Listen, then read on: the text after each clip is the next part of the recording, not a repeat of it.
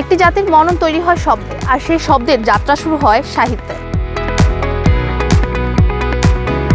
কিন্তু সাহিত্যের আলো পৌঁছে দেয় যে শক্তি, তা হচ্ছে গণমাধ্যম।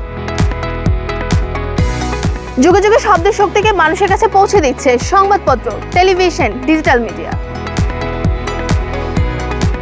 জাতীয় বইমেলার এই বিশেষ আয়োজনে দেশের স্বনামধন্য সাংবাদিকরা তুলে ধরবেন সাহিত্য, গণমাধ্যম, দায়িত্ববোধের এক গভীর সম্পর্ক।